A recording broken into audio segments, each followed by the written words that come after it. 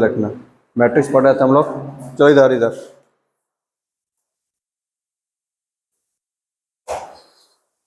हाँ बोलो कौन कौन सा क्वेश्चन नहीं बना एडिशन का? Question number 10। ठीक, इसमें क्या हो गया, जैसे मैं बोल रहा है कि ए एक मैट्रिक्स दिया हुआ है, ए इक्वल टू तुमको दे दिया है -2 3 4 5 1 -6, ठीक है।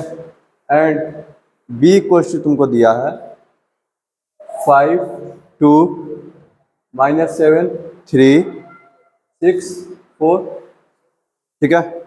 इधर find a matrix C such that, एक ऐसा मैट्रिक्स सी निकालो, ठीक है, इस प्रकार से कि a plus B minus C equal to O, ठीक है, या फिर जीरो, इसको जो है इसको बोलते हैं नल मैट्रिक्स। नल मैट्रिक्स याद है डिफिनेशन, शायद उस दिन सिंबल नहीं बताए थे। वैसा मैट्रिक्स जिसका हर एक एलिमेंट क्या हो, जीरो हो, उसको क्या बोलते हैं, नल मैट्रिक्स, ठीक है। समझ आ रहा है? एक वैसा मैट्रिक्स निकालो, ठीक है, जैसे में कभी ये सिंपल सा क्वेश्चन रहता, ठीक है। सपोज करो, मान लो कि यहाँ पर हम दिए रहते इधर, मान लो कि हम दिए रहते a equals to 2, b equals to देते 3, अब बोलते हैं एक ऐसा c नंबर फाइंड करो कि a प्लस बी माइनस सी का वैल्यू जीरो हो जाए। तुम इस वैल्यू को यहाँ पर क्या रखते, 2 + 3 माइनस सी बराबर जीरो, फिर करते 2 + 3 5 माइनस सी बराबर जीरो, तो minus C equal to -5 minus minus cancel, C बराबर कितना हो जाता, 5 हो जाता। ये ना काम करते हैं। उसी तरह से ये काम जो है इस पर कर दो, मैट्रिक्स पर।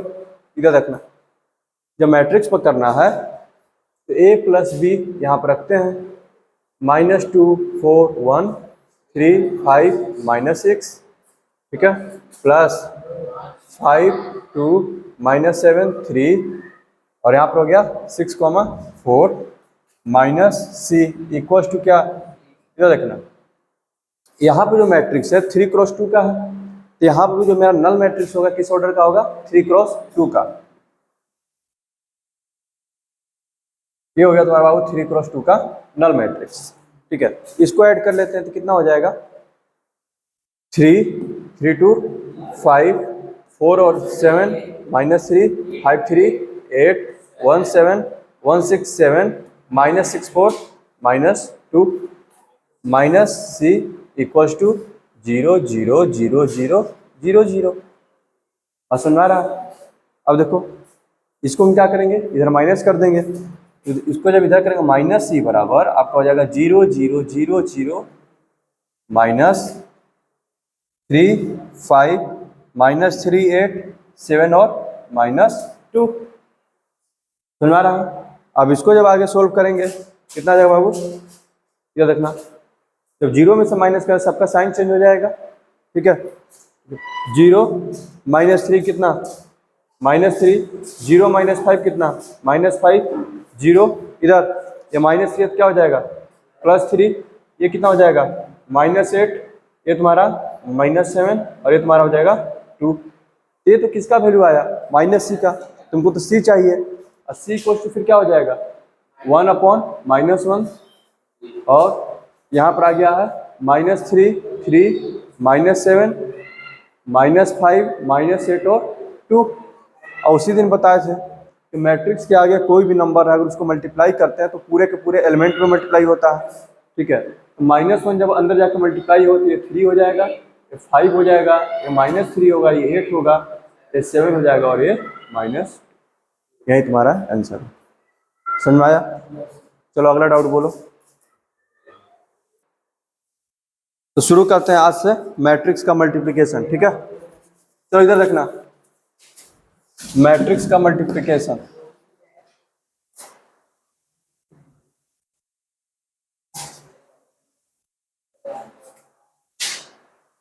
शांत रहेगा।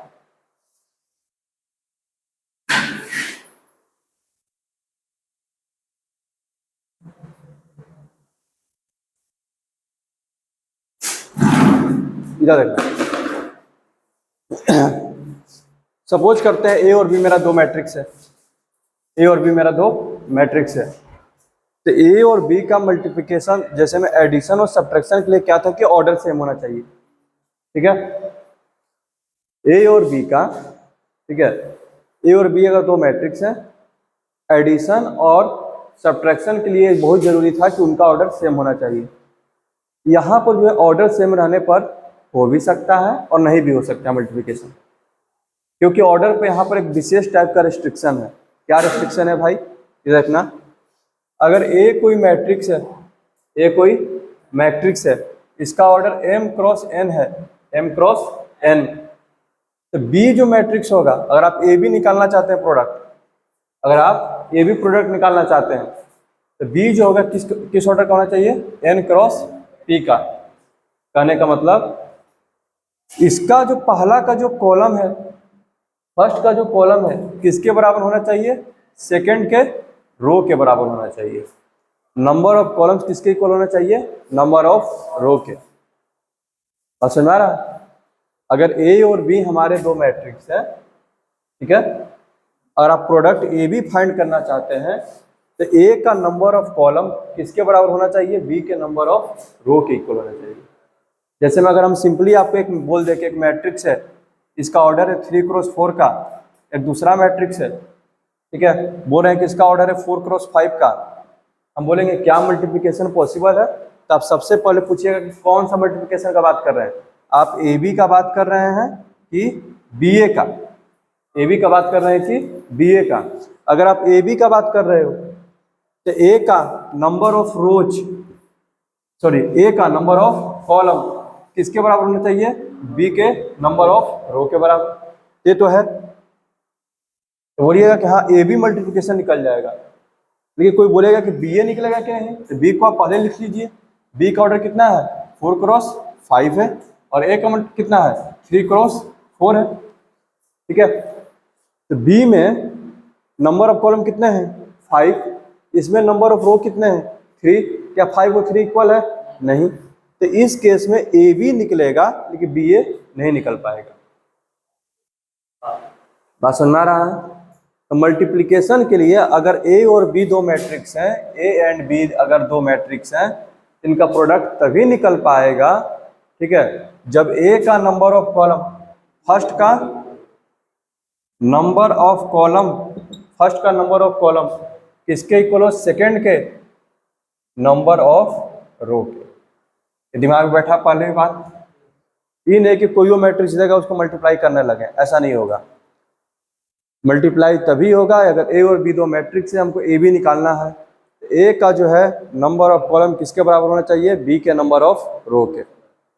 अगर है तो ही मल्टीप्लिकेशन निकलेगा, नहीं तो नहीं निकलेगा, ठीक है। क्या ज़्यादा से क्या मतलब, बोले तो इक्वल रहेगा तभी निकलेगा, नहीं तो नहीं निकलेगा। समझ आ रहा है, कोई दिक्कत, चलो इधर देखते हैं। अब देखो मल्टीप्लिकेशन निकालते कैसे हैं, मल्टीप्लिकेशन में थोड़ा सा कन्फ्यूजन होता है, ठीक है, लेकिन हम कोशिश करेंगे कि इस तरह से बता दें कि कन्फ्यूजन ना हो। कहाँ रखे डस्टर, यहाँ पर, ठीक। चलो इधर देखना, ये चीज़ समझ में आया बेसिक, ठीक है, इस पर सवाल बनाते हैं, उसके बाद जो है बाकी और भी जो डिस्कशन होगा आगे किया जाएगा।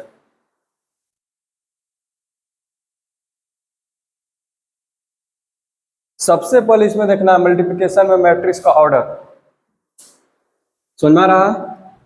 चलो अब इधर देखना, मान लो कि एक मैट्रिक्स लेते हैं, ये अगर हम मैट्रिक्स लेते हैं, छोटा ही लेते हैं मैट्रिक्स, ठीक है, सपोज को मैंने लिया 2 3 1 4 3 2 ऐसे 5 2। इस मैट्रिक्स का ऑर्डर कितना है, 3 रो है, 2 कॉलम है, 3 क्रॉस 2 का। इसमें नंबर ऑफ कॉलम्स कितने हैं मेरे 2। तो अगला जो मैट्रिक्स चाहिए, अगर हम चाहते हैं कि हम ए बी निकाल लें, ठीक है, तो बी जो मेरा मैट्रिक्स होना चाहिए उसमें कितने मतलब कि रो होने चाहिए, 2 रो होना चाहिए, ठीक है। इधर देखना 2 3 4 2 1 2 3 5, ठीक है। इसका ऑर्डर कितना है 2 क्रॉस 4 का है, 2 क्रॉस 4 का है। अब देखना ये जो मेरा मैट्रिक्स है, ध्यान में देना होगा, पहला जो मेरा मैट्रिक्स है कितना आ गया, 3x2 का है। ये कितना है, 2x4 का। इसका नंबर ऑफ कॉलम इसके नंबर ऑफ रो के बराबर है है ना। पहला का नंबर ऑफ कॉलम ए का नंबर ऑफ कॉलम जो बी के नंबर ऑफ रो के बराबर है, यानी कि मल्टीप्लिकेशन होगा, मल्टीप्लिकेशन होगा। दूसरा चीज दिमाग में ये बैठा लेना है, मल्टीप्लाई होने के बाद जो हमको मैट्रिक्स मिलेगा, मल्टीप्लाई हो जाने के बाद जो हमको मैट्रिक्स मिलेगा उसका ऑर्डर जो होगा ना, इधर रखना। अगर हम ए बी का बात करेंगे तो ए बी निकलने वाला है। अब कोई पूछेगा कि ए बी का ऑर्डर क्या होगा, तो ए बी का ऑर्डर जो होगा 2 को हटा दोनों तरफ से क्या बचेगा, 3 रो 4 कॉलम। ए बी का ऑर्डर कितना होगा, 3x4। ए बी का ऑर्डर कितना होगा, 3x4। बात समझ में आ रहा है, कोई दिक्कत? पहले तो हम देख लेंगे, यानी कि दो मैट्रिक्स अगर दिया हुआ उनका ऑर्डर देखेंगे, ऑर्डर देख करके पता चल जाएगा कि इनका मल्टीप्लिकेशन होगा कि नहीं होगा, और अगर होगा तो उनका ऑर्डर क्या होगा ये भी देखकर पता चल जाएगा। ठीक है, बाकी मैट्रिक्स के एलिमेंट कैसे होंगे ये हमको मल्टीप्लाई करने के बाद पता चलेगा। समझ आ रहा है, कोई दिक्कत? मैट्रिक्स का मल्टीप्लिकेशन होगा कि नहीं होगा ये मैट्रिक्स को देख के पता चल जाएगा। ठीक है, समझ में आ रहा है, कर रहे हैं। और मैट्रिक्स का ऑर्डर क्या होगा ये भी देख करके पता चल जाएगा। तो हमारा जो मैट्रिक्स आने वाला है वो किस ऑर्डर का आने वाला है, 3x4 का। ठीक है, यानी कि उसमें 3 रो होंगे और 4 कितने हो क्या होंगे, कॉलम होंगे। इधर देखना, देखना बाबू इधर बता रहा है, जब हमको पता चल गया कि 4 कॉलम होंगे, जैसे मेरा जो ए बी आएगा उसमें क्या होंगे, 3x4 होगा ना, वो क्या होगा 3x4 का। कितने कॉलम आएंगे, 4 कॉलम आएंगे। जो पहला जो मैट्रिक्स है इसको 4 बार लिख दो, पहला जो मैट्रिक्स इसको क्या करो 4 बार लिख दो। इधर देखना, 2 3 4 3 5 2। ठीक है, 2 3 4 3 5 2 2 3 4 3 5 2। समझ में आ रहा है, 2 3 4 3 5 2, 4 बार हो गया। समझ में आ रहा है, कोई दिक्कत? अब देखना होता क्या है ना कि इसका एक कॉलम आएगा, ठीक है, वो आ करके किस तरह से मल्टीप्लाई होगा, इधर देखना, यहाँ से कॉलम उठाएंगे, इसको ला करके ऐसे मल्टीप्लाई करेंगे। और सुना रहा है, और ये पूरे में मल्टीप्लाई होकर चला जाएगा। एक कॉलम उठाएंगे इसको पूरे में मल्टीप्लाई करेंगे, दूसरा कॉलम उठाएंगे इसको इसमें मल्टीप्लाई करेंगे, तीसरा कॉलम उठाएंगे इसको इसमें मल्टीप्लाई करेंगे, इसको उठाएंगे इधर मल्टीप्लाई करेंगे। तो टोटल कितने कॉलम है, 4 है, इसीलिए मैट्रिक्स को 4 बार लिखे हैं। समझ में आ रहा है, सीधा देखो, अब यहाँ से आ रहा है, ये आएगा और 2 1 हो जाएगा यहाँ पर। क्या देखना, 2 1 हो गया ना, इसको ऐसे लिखेंगे, इंटू 2 प्लस, देखो तो एक एलिमेंट तैयार हो गया। और समझ में आ रहा है, उसी तरह से 2 1 इंटू 2 इंटू 1, बीच में प्लस का साइन, ठीक है, इंटू 2 इंटू 1, बीच में प्लस का साइन। समझ में आ रहा है। अब इसको जो हम सोल्व करके एक लाइन लिखते चलते हैं, 2 2 जा 4, 4 और 3 कितना हो गया 7, 4 2 जा 8, 8 और 3 कितना हो गया 11, 5 2 जा 10, 10 और 2 कितना हो गया 12। एलिमेंट तैयार हो गया, समझ आ रहा है। उसी तरह से सेकेंड कॉलम का एलिमेंट हम तैयार कर रहे हैं, कैसे, यहां से इसको उठाएंगे 3 2 को, ठीक है, और ये इसको ऐसे करेंगे, यहां पे क्या होगा, किससे मल्टीप्लाई होगा 3 2 से, 3 2 से। बस समझ आ रहा है, into 3 into 2 plus, into 3 into 2 plus, into 3 into 2 plus. समझ में आ रहा है, कोई दिक्कत? लिख लेते हैं, 3 2 जा 6 6 6 और 6 12, 4 3 जा 12, 12 और 12 कितना 12 और 6 18, 5 3 जा 15, 15 और 4 19। ठीक है, उसी तरह से यहाँ पर आएंगे, यहाँ पर किससे 4 3 से, 4 3 से मल्टीप्लाई कर देते हैं। इधर देखना, यहाँ पर 4 यहाँ पर 3, into 4 plus into 3 into 4 plus into 3 into 4 plus into 3। तो कितना आ जाएगा तुम्हारा, 2 4 जा 8 और 8 और 9 17, 4 4 जा 16 और 16 और 9 25, 5 4 जा 20, 20 और 6 26। ठीक है, और अब क्या है 25 है, 25 आएगा। ठीक है, इधर देखना 25 into 2 plus 5 into 2 plus 5 into 2 plus 5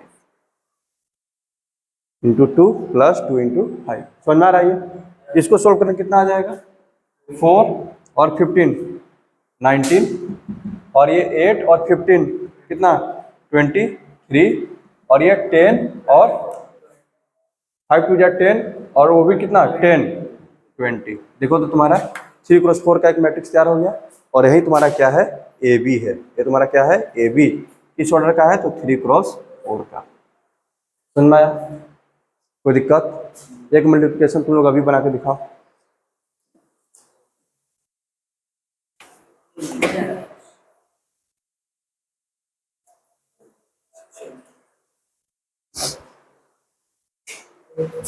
इधर जैसे उसने दिया है ये इक्वल टू दिया है 2 3 1 -1 4 और 5 एंड b इक्वल टू दिया है -1 2 3 1। ठीक है, पहला उसने लिखा है फाइंड ए बी। क्या ए बी निकल पाएगा? पहले इसका ऑर्डर देखें, इसका ऑर्डर कितना है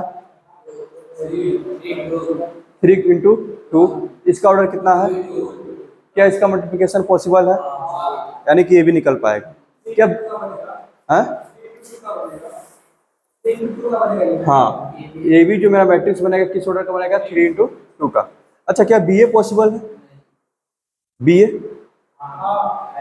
2 इंटू 2 है, ये 3 इंटू 2 है। नहीं पॉसिबल है ना, इसमें सिर्फ ए बी निकलेगा, बी ए नहीं निकलेगा। चलो ए बी निकाल के दिखा दो जल्दी से। समझ में आया है ना कैसे मल्टीप्लाई करना है?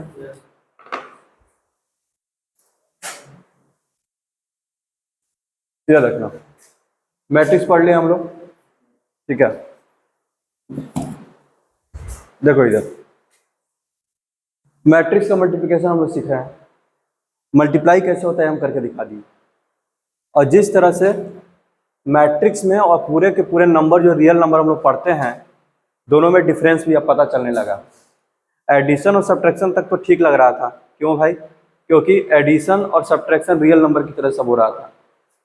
सुन रहा है ना? जिस तरह से रियल नंबर में हम क्या करते हैं कि 2 + 3 को भी ऐड करते हैं तो 5 आता है, और फिर 3 + 2 को भी ऐड करते हैं तो कितना आता है 5 आता है। ठीक है, इसको हम बोलते हैं कि रियल नंबर के जो एडिशन होते हैं क्या होते हैं कॉम्यूटेटिव होते हैं। अगर कहीं पर भी अगर a + b बराबर b + a आ रहा है, ठीक है, या फिर a × b बराबर b × a आ रहा है, इसको बोला जाता है इस प्रोडक्ट, यानी कि बीच में कोई ना कोई ऑपरेशन है। ये सब जो प्लस होते हैं, ठीक है, मल्टीप्लिकेशन होते हैं, इनको क्या बोला जाता है ऑपरेशन। आप लोग का एक चैप्टर पढ़ना था बाइनरी ऑपरेशन, इस बार से सिलेबस से डिलीटेड है। ठीक है, तो जो भी हम लोग बचपन से करते आ रहे हैं ना कि प्लस माइनस मल्टीप्लाई डिवाइड, ये सब क्या है ऑपरेशन है। ठीक है, समझ में आ रहा है बात? इधर देखिए, तो जब किसी ऑपरेशन को अप्लाई करने पर, ठीक है, आप ए और बी पर ऑपरेशन अप्लाई कीजिए या फिर बी और ए पर ऑपरेशन अप्लाई कीजिए, रिजल्ट अगर सेम आ रहा है इसको हम बोलते हैं कॉम्यूटेटिव। ठीक है, कोई दिक्कत? समझ में आ रहा है ना? कम्यूट कर रहे हैं, यानी कि दूसरे का पोजीशन अगर चेंज भी कर दें तो भी वैल्यू चेंज नहीं होगा। ठीक है, इसको हम लोग क्या बोलता है कम्यूट करना। ठीक है, अच्छा, तो मल्टीप्लिकेशन का भी जब हम लोगों ने एडिशन किया था a + b और b + a, तो दोनों वैल्यू क्या आ रहा था सेम आ रहा था। अगर दो मैट्रिक्स हैं जिनका ऑर्डर सेम है तो a + b = क्या होता है b + a, यानी कि मैट्रिक्स का एडिशन कॉम्यूटेटिव था। बात समझ में आ रहा है? कोई दिक्कत? अच्छा, उसी तरह से अभी हम लोगों ने ये देख लिया, ठीक है, कि मैट्रिक्स में अगर a और b दो अगर मैट्रिक्स है तो इट मे बी पॉसिबल कि ए बी निकल जाए, ए बी का मल्टीप्लिकेशन हो और बी ए निकले ही नहीं। इक्वल होना तो दूर की बात है, ए बी बी ए के इक्वल होगा कि नहीं होगा तो बहुत दूर की बात है। पहले तो हमको इसका एश्योरिटी चाहिए कि हाँ कि ए बी किसके बराबर, ए बी और बी ए निकल जाए। रियल नंबर में कोई भी दो नंबर को हम लोग मल्टीप्लाई कर सकते हैं, ठीक है, लेकिन मैट्रिक्स में कोई भी दो मैट्रिक्स को मल्टीप्लाई नहीं कर सकते हैं। उसके लिए हमको सबसे पहले किस कंडीशन को फॉलो करना पड़ रहा था कि ए का नंबर ऑफ कॉलम बी के किसके इक्वल हो, नंबर ऑफ रो के। अगर यहीं पर फेल हो गया, अगर यहाँ पर हम मैट्रिक्स लेते 3x4 का कोई एक मैट्रिक्स ले लेते, ठीक है, मान लो किसी में हम ले लेते हैं 3x2 का था ना, 3x3 का ले लेते हैं, अब इसी में आगे बढ़ा देते हैं 2 3 1।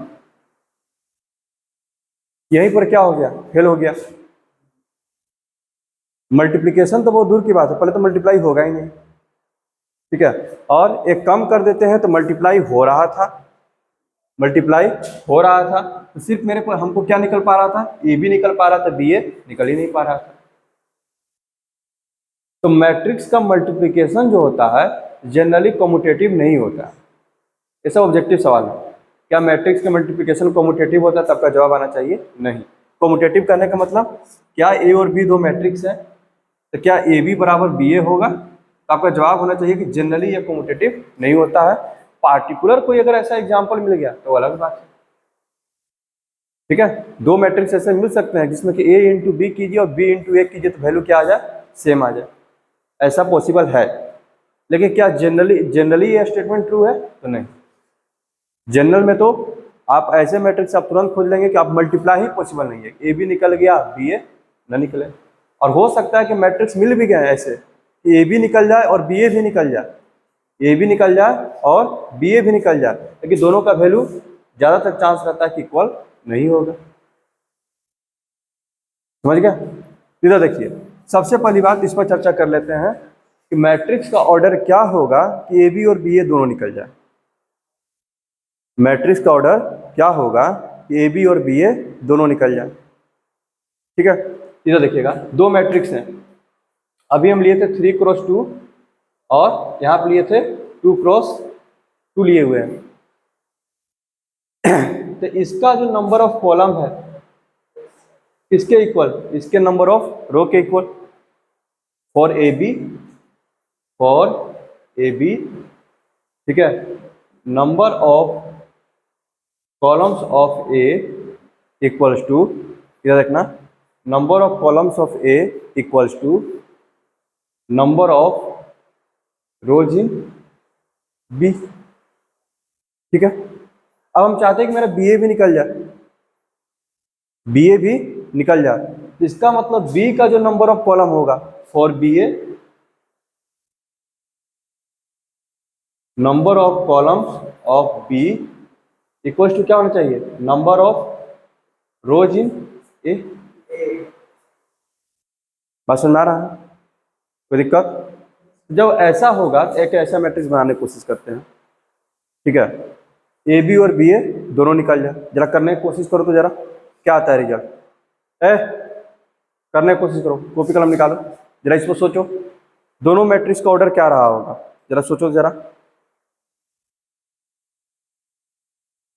हम चाहते हैं कि बी ए भी निकल जाए, तो तुम इसको, या फिर यहाँ पर 3 है,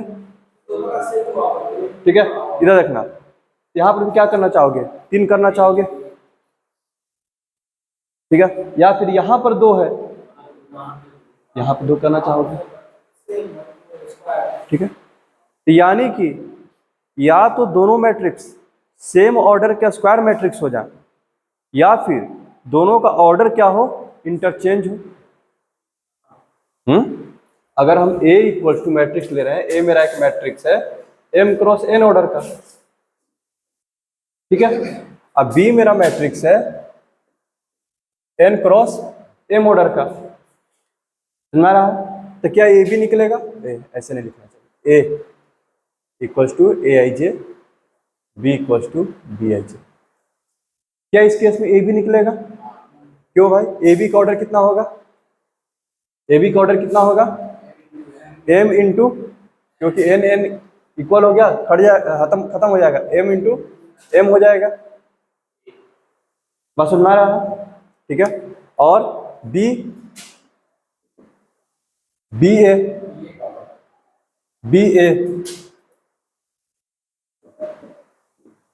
a का ऑर्डर कितना होगा, तो ध्यान से देखो, बीए का ऑर्डर एन क्रॉस एम को पहले लिखेंगे, बीए में एन क्रॉस एम मेरा पहले आ जाएगा, और ये क्या होगा एम क्रॉस एन। तो इस बार मेरा ऑर्डर क्या हो जाएगा, ये तो इक्वल होकर खत्म हो गया, एन क्रॉस एन। बस समझ आ गया।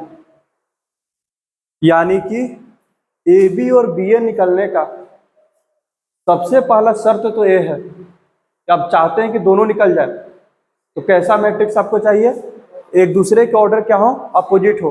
अगर एक एम क्रॉस एन हो तो दूसरा क्या होना चाहिए, एन क्रॉस एन। बात समझ में आ रहा है।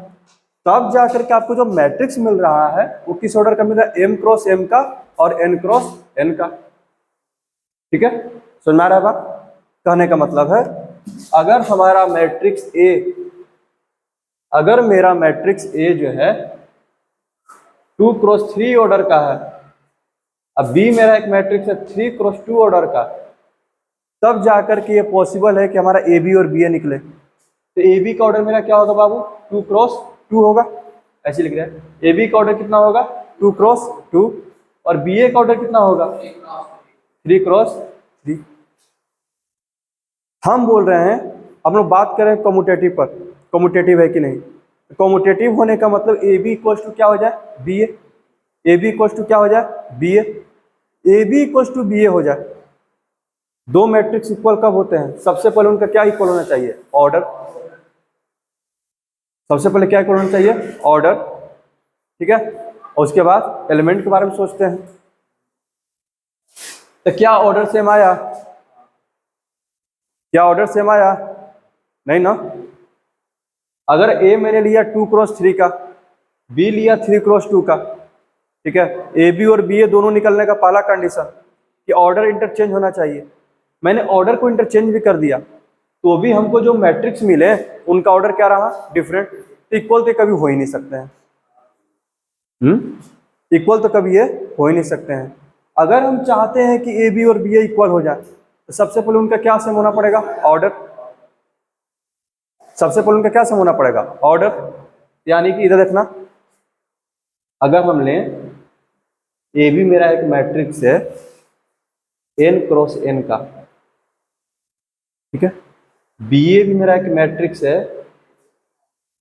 एन क्रॉस एन का, ठीक है, ऑर्डर सेम है। तो ए का ऑर्डर क्या रहा होगा, जरा यहाँ पता करते हैं, इधर देखते हैं। तो ए जो मेरा मैट्रिक्स होगा, यहाँ से ऊपर की ओर बात कर रहे हैं और बी का बात कर रहे हैं। तो ए बी निकला है ना, तो ए बी में नंबर ऑफ रोज कितने होंगे, एन। यहाँ पर कॉलम हमको पता नहीं, खाली जगह छोड़ देते हैं, बस समझ में आ रहा है। बी ए का जो कॉलम कितना होगा, एन, ठीक है, यहाँ पर हम खाली जगह छोड़ देते हैं, इंटू एन, क्योंकि ये दोनों तो इक्वल होकर खत्म हो जाते हैं, और जो बचता है वो यहाँ पर आता है। जो बचे हैं उनको मैंने यहाँ भेज दिया, ठीक है, ये यहाँ पर चला गया और ये यहाँ पर चला गया। अब हमको यहाँ पर फिल करना है, बस समझ में आ रहा है। अब हमको यहाँ पर फिल करना है। यहाँ पर देखो बी ए का भी ऑर्डर कितना है, एन क्रॉस एन। तो बी का इधर, बी का इधर कहाँ ध्यान दे रहा है, एन क्रॉस एन है, ठीक है। तो बी पहले लिखाया होगा, ठीक है। तो इसका भी जो है, अगर बी ए का बात करेंगे इसके अकॉर्डिंग मान लो कि यहाँ पर ए लिख देते हैं, फिर से बी ए निकाले हैं, तो एन कहाँ का आया होगा, यहाँ का आया होगा एन, यहीं से ना आया होगा। यहाँ पर जो मान लो कि जो भी ऑर्डर है, एक ऑर्डर हमको पता चला है एन क्रॉस ब्लैंक, ठीक है। इसी एक को हम एक बार यहाँ पर लिख रहे हैं रिपीट करके, ताकि हम ऑर्डर को पता कर सकें, ठीक है। तो एन यहाँ पर आ जाएगा और ए वाला एन कहाँ पर चला जाएगा, यहाँ पर। तो ए और बी का ऑर्डर क्या हो गया, देखो तो एन क्रॉस एन, और ए का भी ऑर्डर क्या हो गया, एन क्रॉस एन। कहने का मतलब है कि दो मैट्रिक्स ए बी और बी ए इक्वल, तो पहले इक्वल का बात करते हैं, पहले उनका ऑर्डर इक्वल होने के लिए क्या होना पड़ेगा, ए और बी का ऑर्डर पहले क्या होना पड़ेगा, स्क्वायर मैट्रिक्स होना चाहिए, वो भी सेम ऑर्डर का। अगर ए और बी स्क्वायर मैट्रिक्स नहीं है सेम ऑर्डर का, तो समझ जाइए कि ए बी और बी तो कभी इक्वल हो गए नहीं, क्योंकि ऑर्डर ही जब नहीं बनेगा इक्वल का तो फिर कंपेयर कहाँ से करेंगे। सुनवा क्या बात, कोई दिक्कत। मैट्रिक्स के बारे में पहला चीज समझे, तो अगर ए बी और बी यहाँ से ऑब्जेक्टिव क्वेश्चन आता है, ठीक है, इसलिए हम समझा रहे हैं ए बी और बी ए का ऑर्डर सेम होगा कब, जब आपके ए एंड बी दोनों सेम ऑर्डर के क्या होंगे, स्क्वायर मैट्रिसेस। बस समझ में आ गया। अगर ऑर्डर इंटरचेंज रहेगा तो स्क्वायर मैट्रिक्स तो बनेंगे लेकिन डिफरेंट ऑर्डर के बनेंगे, इन लोग करके दे चुके हैं। एक 2x3 का लिए, एक 3x2 का, तो ए बी जो बना 2x2 का मैट्रिक्स बन रहा था, बी ए कितना बन रहा था 3x3 का। हम चाहते हैं कि दोनों का ऑर्डर सेम हो जाए, ये तभी पॉसिबल है जब ए और बी का ऑर्डर जो है सेम हो और सेम ऑर्डर के स्क्वायर मैट्रिसेस हो। बस समझ में आ गया, कोई दिक्कत, आगे बढ़े। सुन में आ रहा, पहला चीज तो ये हो गया मैट्रिक्स मल्टीप्लिकेशन से बहुत इंपॉर्टेंट चीज। दूसरा ये है जो हम लोग करते आए हैं रियल नंबर में, जो यहाँ पर आप लोग नहीं कीजिएगा, इधर रियल नंबर में हम लोग क्या करते हैं, अगर दो नंबर का प्रोडक्ट जीरो है, a इंटू बी बराबर जीरो आ गया, तो अगला लाइन हम लोग तुरंत लिखते हैं a इक्वल टू जीरो या फिर b इक्वल टू जीरो लिखते हैं। लाइन लिखते हैं ना। अगर ऐसे आ गया मेरा क्वाड्रेटिक इक्वेशन आ जाता है x plus one into x minus two बराबर जीरो, अगला लाइन हम लोग का क्या होता है, या तो x प्लस वन जीरो होगा या फिर x प्लस वन बराबर जीरो इंप्लाइज दैट x बराबर minus one, x minus two बराबर जीरो, तो x बराबर क्या होगा 2। ये ना पढ़ते हैं, समझ आ रहा है। लेकिन मैट्रिक्स में ऐसा नहीं है। अगर दो मैट्रिक्स का प्रोडक्ट जीरो आ गया, अगर दो मैट्रिक्स का प्रोडक्ट जीरो आ गया तो जरूरी नहीं है कि दोनों मैट्रिक्स क्या हो आपके, कोई जरूरी नहीं है दोनों में से कोई भी मैट्रिक्स जीरो। यह पॉसिबल है कि दोनों नॉन जीरो मैट्रिक्स हो, दोनों नॉन जीरो मैट्रिक्स हो, उनको प्रोडक्ट करने पर क्या आ जाए, जीरो मैट्रिक्स। समझ रहा, क्योंकि मैट्रिक्स का मल्टीप्लिकेशन में क्या हो रहा था, इधर देखिएगा, मैट्रिक्स का जो मल्टीप्लिकेशन हो रहा था, छोटा सा एग्जांपल लेते हैं, इधर देखना,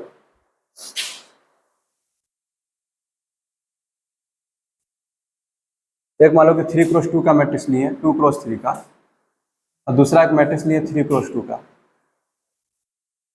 ठीक है। तो जो मेरा मैट्रिक्स बनेगा वो 2x2 का मैट्रिक्स बनने वाला है। तो यहाँ पर एलिमेंट में जिसमें यहाँ से एक कॉलम उठ रहा था और यहाँ पर आ रहा था, तो इसके आपस में क्या हो रहा था, जोड़ घटाव हो रहा था। यहाँ पर क्या हो रहा था, जोड़ घटाव। और जोड़ घटाव में नंबर जो है बिना जीरो हुए भी जीरो का रिजल्ट दे सकते हैं। जोड़ घटाव में नंबर बिना जीरो हुए भी जीरो का रिजल्ट दे सकते हैं, ठीक है। जरा देखना, जरा एक छोटा सा एग्जांपल बनाने की कोशिश करते हैं। कहने का बस इतना समझाना चाहते हैं कि ए और बी का अगर प्रोडक्ट आपका जीरो आ गया तो आप गलती से भी ये मत लिख दीजिएगा कि ए बराबर जीरो या फिर बी बराबर जीरो, ऐसा नहीं होता मैट्रिक्स में। हो सकता है कि दोनों मैट्रिक्स में से कोई जीरो ना हो और उनका वैल्यू कितना आ गया हो, जीरो, ठीक है। फॉर एग्जाम्पल सिंपल से एग्जाम्पल लेते हैं, मान लो कि हम ए बराबर ले लिए, इधर देखना, ए बराबर हमने लिया 1 0 0 0, क्या है जीरो मैट्रिक्स है, नहीं ना, क्योंकि इसका एक एलिमेंट 1 है, ठीक है, समझ आ रहा है। दूसरा मैट्रिक्स ले लिया बी बराबर 0 1 0 0 0 1 0 0, हाँ नहीं यहाँ पर मत लो, 1 यहाँ पर नहीं लो, हाँ अब ठीक है, 0, हाँ दोनों नॉन जीरो है, दोनों का प्रोडक्ट निकालेंगे तो क्या आएगा, ए बी क्या आएगा, ये 0 0 आएगा, यहाँ पर मल्टीप्लाई होगा, ये 0 हो जाएगा, ये 0 0 आएगा, यहाँ पर मल्टीप्लाई होगा, 0 हो जाएगा, ये 0 1 आएगा, यहाँ पर मल्टीप्लाई होगा 0, ये 0 1 आएगा, यहाँ पर आएगा और इसको क्या कर देगा, ये 0, प्रोडक्ट कितना आ गया, 0। क्या ये 0 था तुम्हारा, नहीं। क्या बी 0 था, नहीं। समझ आ रहा है। ये पॉसिबल है कि दो या दो से ज़्यादा मैट्रिक्स का प्रोडक्ट क्या हो जाए, जीरो हो जाए, जबकि दोनों में से कोई मैट्रिक्स या तीनों में से कोई भी मैट्रिक्स जीरो ना हो। समझ में आ रहा है बात? कोई दिक्कत? आगे बढ़ें। दूसरा सबसे इंपॉर्टेंट चीज है कि नंबर जब हम लोग पढ़ते हैं कि अगर हम लोग का वैल्यू ऐसे आ जाता है कि सर एक्स स्क्वायर बराबर जीरो है, तो अगला लाइन में क्या लिखते हैं, एक्स बराबर जीरो लिखते हैं ना। अगर मेरा आ गया एक्स क्यूब बराबर जीरो, तो एक्स बराबर क्या लिखते हैं, जीरो। रियल नंबर पे इक्वेशन बनाते हैं तो ये काम करते हैं हम लोग। मैट्रिक्स में ऐसा नहीं कर सकते हैं। मैट्रिक्स में अगर आपका ए स्क्वायर जीरो हो गया तो जरूरी नहीं है कि ए मेरा क्या हो, जीरो हो। ए मेरा क्या हो, जीरो हो। सुना रहा? इसका एक एग्जांपल जरा बताओ कि ऐसा मैट्रिक्स जो कि जीरो ना हो लेकिन मल्टीप्लाई करने पर जीरो आ जाए, ऐसा कोई एग्जांपल है? बनाने की कोशिश करो जरा। इधर देखो,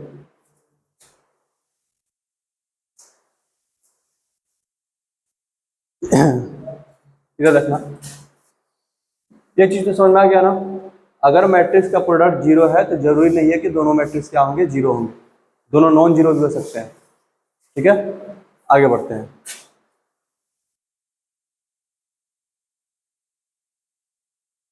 एक एग्जांपल लेते हैं एक मैट्रिक्स का। इधर देखना, ए इक्वल टू मैट्रिक्स लिख रहा हूं मैं, ए इक्वल टू मैट्रिक्स लिख रहा हूं मैं 1 1 -1 -1। जरा इसको मल्टीप्लाई करो तो खुद से ही इसका वैल्यू कितना आएगा, ए स्क्वायर निकालना है, ए इंटू ए। इधर देखना, ए स्क्वायर का मतलब ए इंटू ए। इसको जब करोगे तो अब तुम्हारा 1 1 -1 -1, ठीक है, इंटू 1 1 -1 -1। ये 1 और -1 यहाँ पर मल्टीप्लाई होगा, पहला क्या आने वाला है, इधर देखना 1 इंटू 1 1, ठीक है, करके पूरा दिखाएं क्या। इधर देखना, दो बार लिख देते हैं।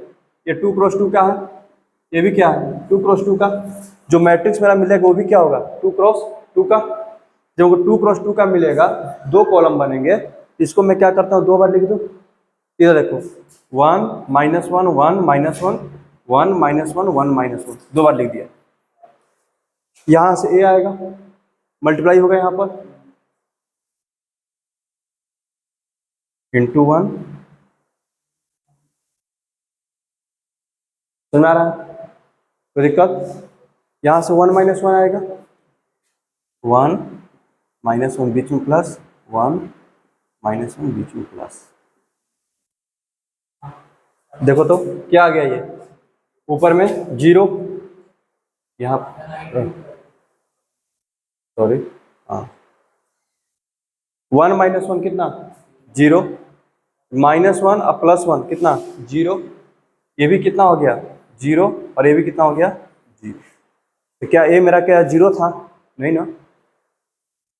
यानी कि मैट्रिक्स में मल्टीप्लिकेशन के दौरान ये सब ध्यान रखिएगा, कहीं पर मैट्रिक्स का इक्वेशन सोल्व कर रहे हैं, अगर मेरा ए स्क्वायर बराबर जीरो आ गया, ए क्यूब बराबर जीरो हो गया, आ गया, हम ए नहीं लिख सकते हैं, यहाँ ए का वैल्यू जीरो है। ठीक है, समझ आ गया, कोई दिक्कत?